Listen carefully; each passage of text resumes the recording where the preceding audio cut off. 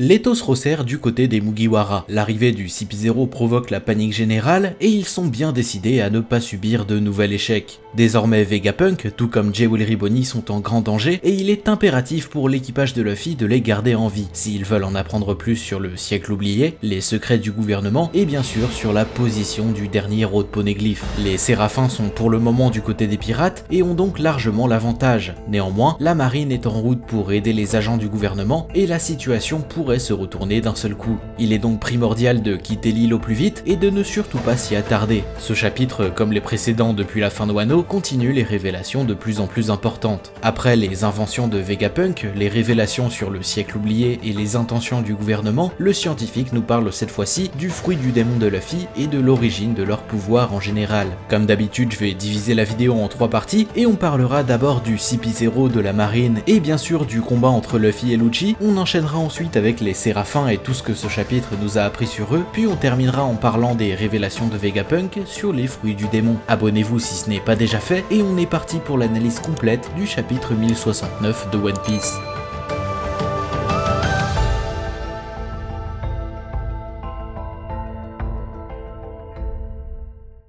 Juste avant de commencer le chapitre, on peut s'attarder rapidement sur la cover. Comme depuis un moment déjà, on est au beau milieu de la mini-aventure des Germa, qui semble beaucoup plus importante qu'elle ne paraissait à ses débuts. Simplement en pensant suivre la fuite des enfants du Germa, on a pu assister à la capture de Pudding en nous dévoilant notamment pour la première fois Aokiji au sein de l'équipage de Barbe Noire. Aujourd'hui, elle prend une toute autre tournure et nous montre la reformation d'une partie du célèbre groupe scientifique des MAD. Aujourd'hui, la rencontre entre César et Judge devient réellement concrète, puisqu'en plus de réunir leurs deux cerveaux comme c'était le cas à l'époque, ils ont aujourd'hui de très grandes sources de financement, puisque comme on le voit sur la cover, c'est Dufeld qui s'occupe de ça, connu aussi sous le nom de dieu de la fortune. C'est un peu la problématique de Vegapunk depuis qu'il est enfant, il a énormément d'idées et de projets à réaliser, mais il ne peut pas car il n'a pas assez de financement. Plus cette mini-aventure avance, plus je me demande si Oda ne chercherait pas à reformer entièrement le groupe des MAD. En effet, dans le dernier chapitre, Vegapunk nous disait qu'il voulait quitter son laboratoire, parce qu'en plus de vouloir sa mort, le gouvernement n'avait plus d'argent ni de main d'œuvre à lui donner et il se retrouverait donc bloqué à un moment ou un autre. Avec le financement de Dufeld, c'est un problème en moins pour le scientifique. Il est donc probable que Judge et César réinterviennent à un moment dans l'histoire et que Vegapunk décide d'une nouvelle fois travailler à leur côté malgré leurs différends. Peut-être même que ce groupe pourrait se rallier à l'armée révolutionnaire, puisqu'on sait qu'ils sont désormais tous les trois des ennemis du gouvernement mondial.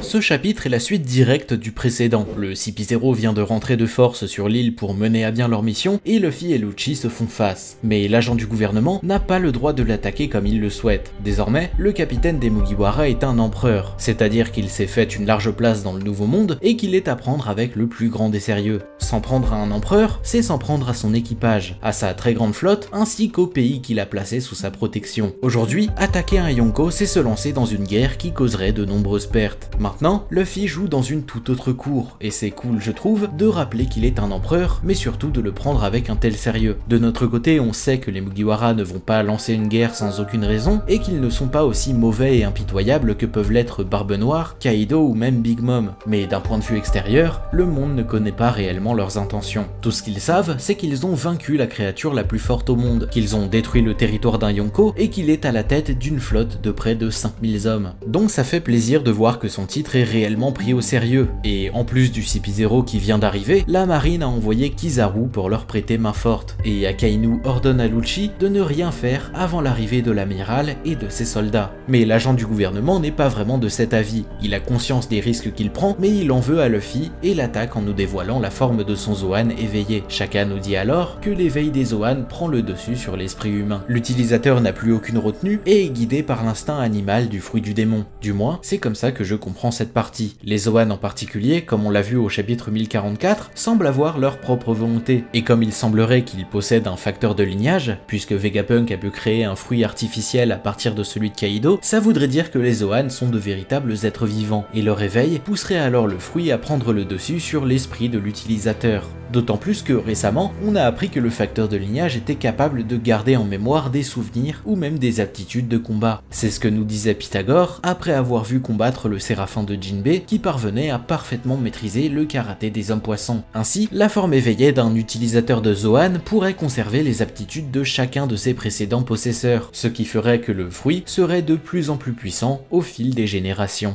Dans tous les cas, Lucci est devenu beaucoup plus fort depuis leur premier affrontement, et pourrait poser à Luffy beaucoup plus de problèmes qu'il n'y paraît. 2 ans sont passés, et il est certain que Lucci n'a pas simplement accepté sa défaite. Depuis qu'il est enfant, il est considéré comme le prodige du gouvernement mondial, connu comme l'agent le plus fort qu'il n'ait jamais eu. Et selon moi, au vu de sa détermination, rien n'empêche à Lucci d'avoir atteint un niveau similaire à celui de Luffy. Certes, le capitaine des Mugiwara est désormais empereur, mais qu'est-ce qui empêcherait à quelqu'un d'autre d'atteindre un tel niveau? Le dépassement de soi est au centre du manga et chaque personnage a un rêve ou un objectif et fera tout pour l'atteindre. Lucci est le plus fort dans son domaine depuis qu'il est enfant et sa défaite n'a rien pu faire d'autre que le motiver à devenir encore plus fort. Selon moi, la puissance dans One Piece n'est pas aussi linéaire que ce qu'affirment les débats sans fin sur Twitter. Certains personnages sont plus forts face à un tel et plus faibles face à d'autres. On a par exemple vu Barbe Noire affirmer que Boa Hancock aurait pu venir seule à bout de tout son équipage si jamais elle avait eu l'occasion d'utiliser ses pouvoirs. Pareil pour Akainu, on a vu les dégâts que pouvaient faire ses pouvoirs, et un coup bien placé lui aurait permis de tuer Barbe Blanche sans le moindre souci, malgré son grade et sa puissance censée être très inférieure à celle d'un Yonko. J'ai fait une vidéo plus détaillée sur ce sujet, elle commence un peu à dater, mais n'hésitez pas à aller la voir si ça vous intéresse. Le combat entre Luffy et Lucci n'est pas terminé, et le prochain chapitre lancera certainement le début d'un très grand affrontement.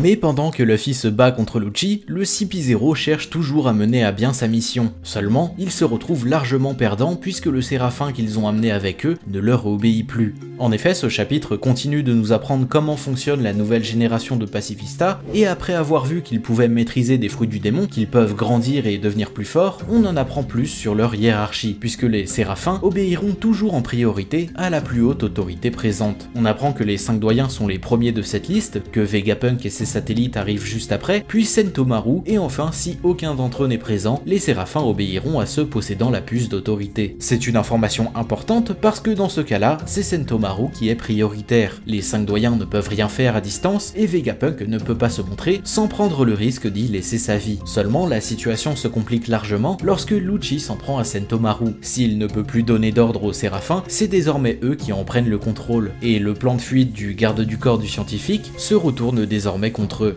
Les prochains chapitres risquent d'être décisifs pour l'avenir des Mugiwara, puisqu'on a pu avoir un aperçu de la puissance des séraphins, et les avoir contre eux rend la victoire d'autant plus difficile à prendre. Comme je l'ai dit juste avant, Vegapunk ne peut pas se permettre de se montrer, et à part ça, l'alliance des Mugiwara n'a plus aucun moyen de récupérer cet avantage considérable. La situation est réellement critique, d'autant plus que la marine, accompagnée de Kizaru, est en train d'arriver sur l'île, donc même si Luffy arrive à venir à bout de Lucci, la bataille sera très loin d'être gagnée. Les Mugiwara jouent l'avenir de leur aventure, et il se pourrait qu'ils ne ressortent pas indemnes de cet événement. Nous ne savons pas de quoi sont réellement capables les séraphins, et de ce fait, ils ne sont pas à prendre à la légère. On a vu les dégâts qu'ils ont pu faire sur Amazon Lily, donc à voir si l'équipage des Mugiwara va décider de se battre ou s'ils vont chercher à fuir et mettre Vegapunk et Jewelry Bonnie en sécurité.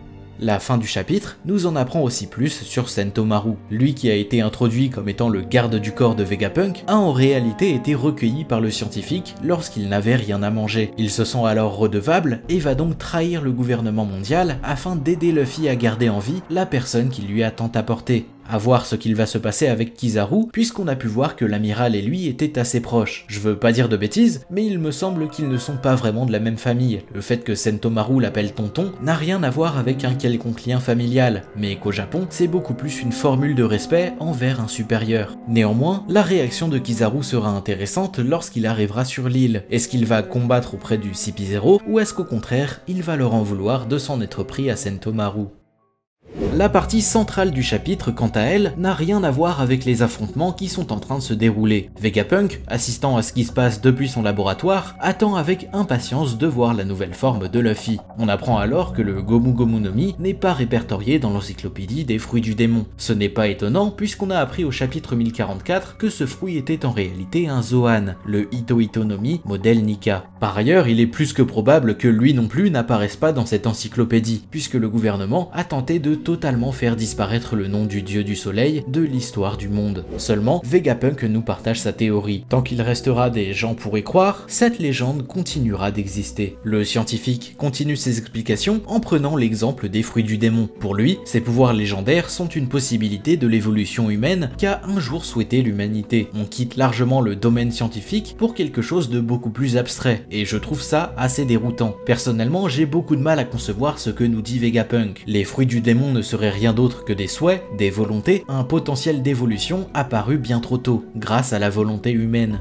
En d'autres termes, les fruits du démon seraient la matérialisation d'un désir, et c'est également pour ça qu'ils n'ont plus aucun effet dans la mer, tout simplement parce que leur existence irait à l'encontre même de la nature. Est-ce que Nika, l'entité qui fascine autant Vegapunk, ne serait-elle pas elle-même à l'origine des fruits du démon? La volonté et l'espoir de liberté des gens ont façonné et créé Nika, qui par la suite a lui-même créé les fruits du démon par rapport au désir des personnes à qui il donne le sourire. J'aime bien cette version puisque cela crée un défaut et un ennemi direct au dieu du soleil, avec un pouvoir qui, au contraire d'apporter l'espoir et le rire, n'apporte que destruction, malheur et désespoir. Ici je veux bien sûr parler du Yami Yaminomi de Barbe Noire, qui est une anomalie au sein même des fruits du démon. Puisqu'en effet, Teach possède un fruit capable d'un simple contact d'annuler totalement les pouvoirs de n'importe quel autre fruit. Ainsi, en apportant l'espoir, Nika aurait aussi créé tout son contraire. Ça reste une théorie qui n'aurait certainement jamais de suite, parce que pour l'instant, les mots de Vegapunk sont très flous, et sont surtout contraires à son personnage. Généralement, les scientifiques sont la plupart du temps le plus rationnel possible, cherchant une explication logique à n'importe quel phénomène. D'autant plus qu'on sait aujourd'hui que leur fonctionnement est totalement logique et compréhensible.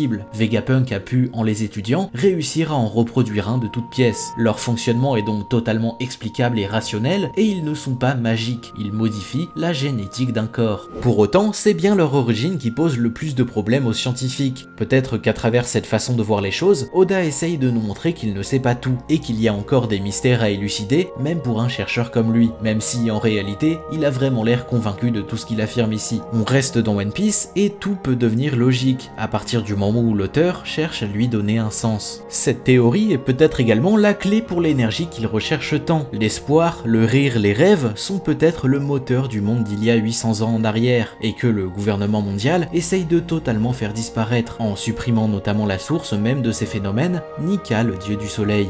Personnellement, j'espère vraiment que Vegapunk nous apportera plus de précision sur sa pensée. C'est une version que je n'avais encore jamais envisagée, pensant davantage à une explication rationnelle et explicable. Et je suis curieux et impatient d'en savoir plus sur ces fruits au pouvoir légendaire.